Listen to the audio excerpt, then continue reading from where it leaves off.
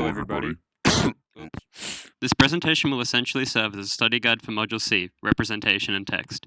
More specifically, we'll be analysing The Art of Travel by Alain de Botton and evaluating why it is a valuable multimodal text set for study in Elective 2 of this module, which is Representing People and Landscapes, with reference to another related text, The Shipping News by Annie Proulx. Firstly, we'll take a look at the rubric that forms the framework for our analysis. The rubric for Elective 2 contains 4 directive statements, as seen on screen. To fulfill what the rubric asks of you, an intricate understanding of both your prescribed text and ORT is required. The rubric can be boiled down into another 4 directive statements, providing a clearer path through which the art of travel and an ORT can be analysed, shown on the screen now. For the purposes of this study guide, we'll be delving into the details of our text through the lens of a quote that paraphrases what is contained in the second and third rubric statements. People's experiences of real, remembered, or imagined landscapes have significance for the individual and society more broadly. But what is de Botton's view on the relationship between people and place in the first place? Well, he poses that the relationship between people and place is a reciprocal one that is subject to changes and shifts over time. The portrayal of and the relationship between real, imagined, and remembered landscapes is something that is delved into thoroughly as well. Through his philosophical musings and travel anecdotes, de Botton positions the reader not to be solely occupied with the question of where to travel and what to see, but why one might travel and how to get the most out of a place one is going to. Being a philosopher who lives by the Socratic dialectical method of investigation, de Botton uses guides in every chapter. He exists in dialogue with them, expanding upon and critiquing their viewpoints, and placing them in order according to those viewpoints.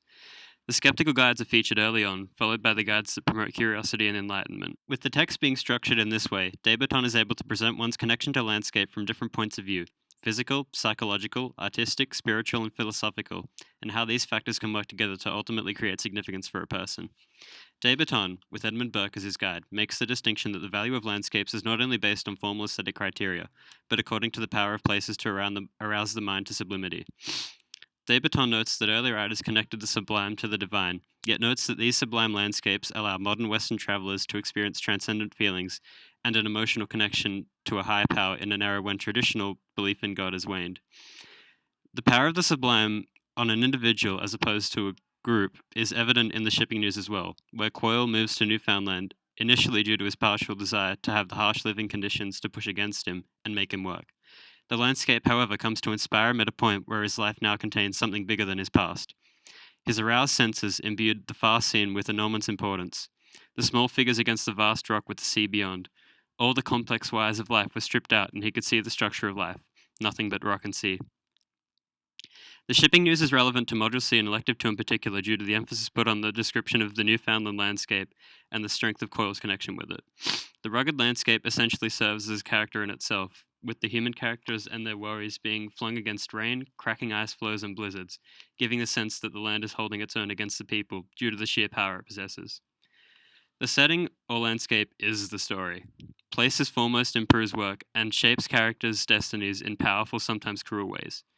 Quoyle's emotionally abusive home life as a child in the tough city of Brooklyn is contrasted with the sense of connection he feels with his family ancestral home, Newfoundland, speaking perhaps to the redemptive power of nature de Botton touches on through Wordsworth. Annie Proulx, in the displayed quote, echoes the sentiments of de Botton and John Ruskin in emphasizing the importance of fine detail when striving to understand beauty in all forms.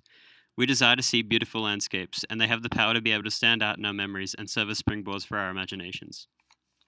Ultimately, by looking deeper at the content and construction of The Art of Travel, it is clear that it is a valuable text for study in this module, alongside the Shipping News, with the authors sharing similar views on the power and importance of the landscape, something that is reflected in the composition of both texts.